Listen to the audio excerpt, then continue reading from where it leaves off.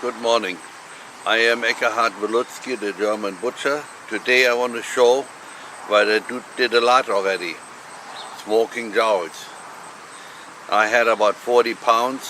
I brined it in 6% salt, curing salt, and got a handful sugar. After 6 days I took it out, laid it for 1 hour in cold water, hang it up overnight, so they dry off nice and smoke the next day. That's what you will see now. As you know, I fill up the container on the bottom with a hill on it and ignite it in the middle. It was burning about 8-9 hours, but it went only to 110-120 degrees outside temperature and 95 inside temperature. So I turned the gas on for a while, and that's what I ended up with. As you see, I have a jar down there. When I had it to 110 degrees, there was no fat dripping. But after I put the inside temperature to 150 and the outside temperature was 190, of course it dripped. So the first time I put something underneath and saved it. It's important you do it. It happened to me twice that I burned my smokehouse up.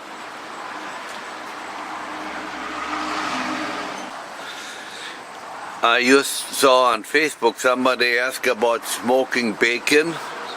I would do that very similar, but I don't do bacon anymore. I do only jowls. That is my bacon substitute. But in Germany they have smoked bacon and smoked breakfast bacon. Smoked bacon is cold smoke, and breakfast bacon is brought up to temperature. That means hot smoke. That's when you get a different flavor in.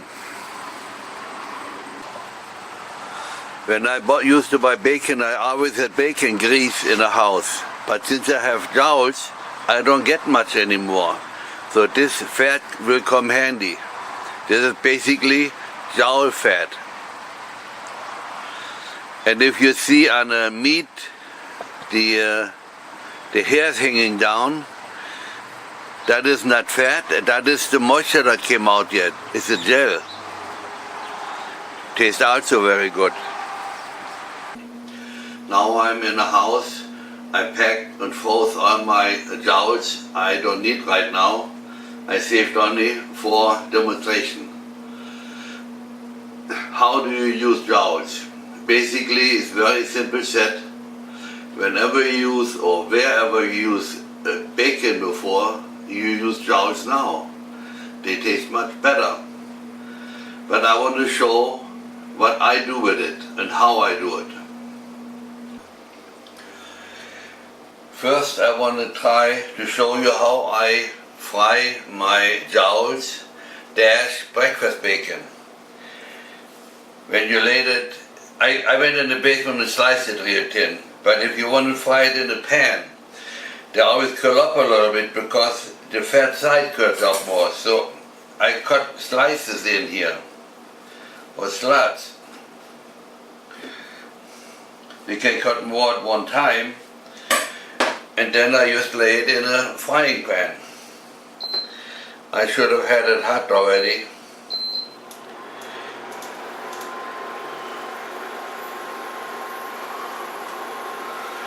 There we go.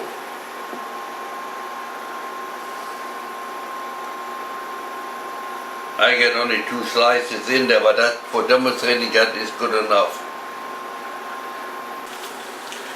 Now my jowls are almost done. There's some fat on it, but I want to show why I cut it in. If you don't cut it in, they curl up all the time. They're hard to fry. Since they're cut in nice, they stay flat. But I should say this, the more fat you have on, the more it will curl up.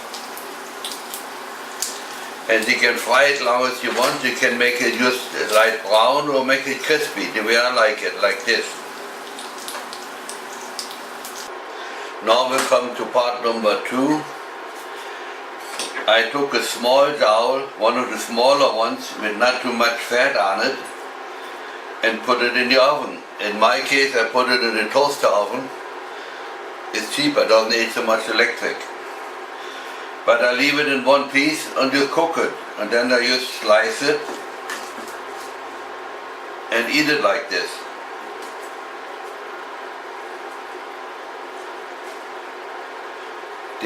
Looks like there's not much meat in, but there's a meat around here and there's meat here. I want to cut a thicker slice off.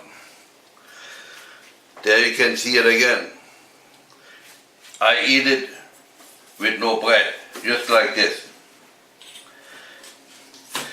Now I want to say something to that. This is now salted with 2% salt, with 6% salt. And then you saw how I did it before. I showed it, I explained it already. But this is good to not put in water. If you put it in water, it will be too mild. Now will come number 3. There's a little story to that. In Germany, when I was a child yet, we always had Schmanzschinken.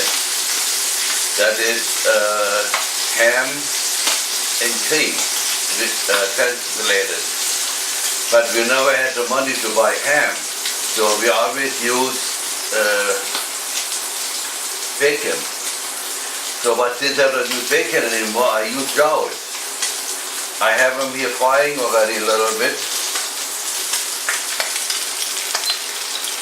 And now this time you don't want to make it crispy, just make it brown from both sides. And then you make a gravy for it. It's typically the East Prussian recipe. My jowls are done now. As you can see, I cut them also in on the side. This is a lean jowl, but if you have a fat jowl, then it's more important, they will curl up more. Anyhow, now I take that out. When you cook more, you get more brown stuff on the bottom. And that's what we really cook out. We do not take the fat off.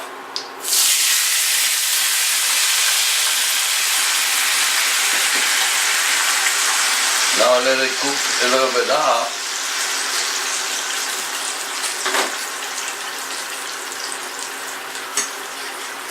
And as you see, I put no spices on until the end. Then I put some heavy whipping cream in. In Germany, we used milk out of a can because we couldn't afford cream. And as you see, I put a little more in. I like it that way. And now let it cook and reduce quite a bit. I don't have to show that. Now I fried a few more pieces, otherwise I don't have enough for dinner. But then I had my cream or my gravy cooked for a while, and now I want to show what I put in. I always use accent. Then I have some majoran, thyme or thymian, pepper, and I use chicken bouillon. But that in the last moment if I need any more. We don't know if it's too salty or not. I start with the pepper. I left the top open because I like to do it with a spoon. There's more control. That's enough. Majoran goes a little more in.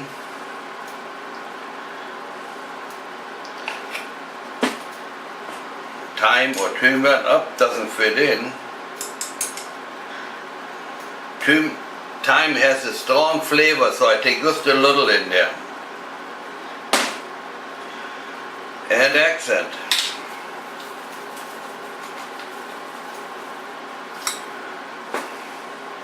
And now bring it back to a boil.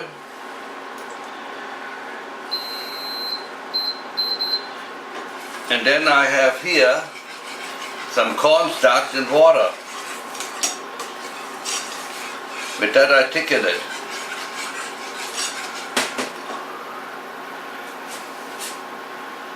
And I learned that a long time ago. especially when you make a small amount like that. I go by spoon.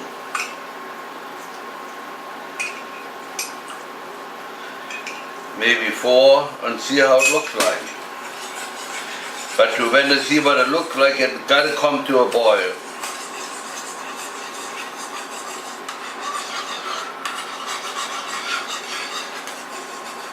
I need more cornstarch.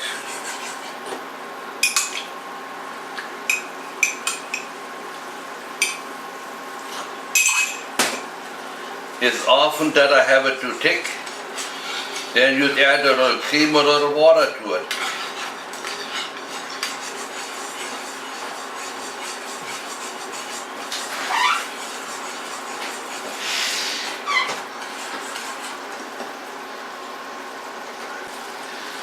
Now I taste it, and we're almost there already. That means there's enough salt, and you know it's important that there's enough salt in.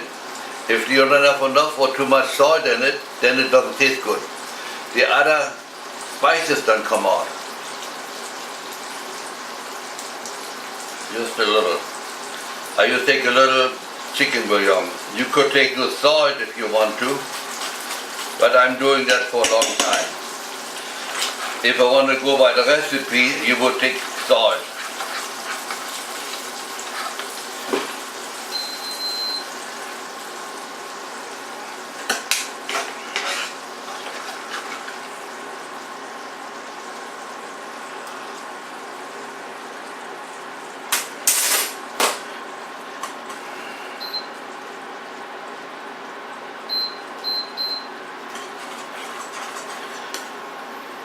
But you should know, whenever you put spices in, you can let it cook a little bit longer.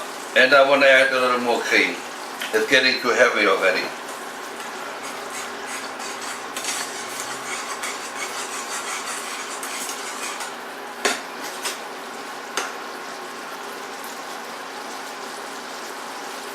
And you're right there.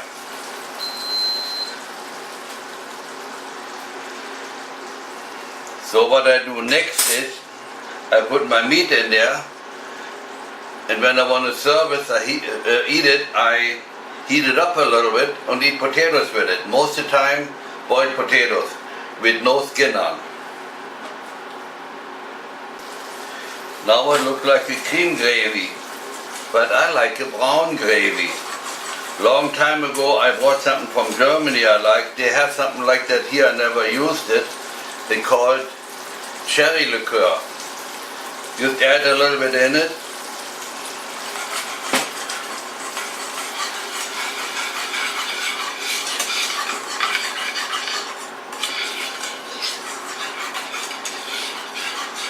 And you have a brown gravy. And that cherry liqueur got no flavor to it.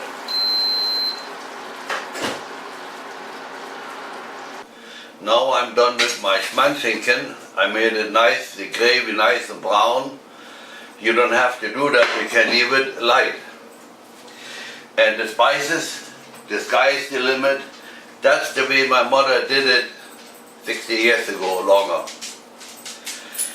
And I like it today. If you like my movie, subscribe and tell your friends.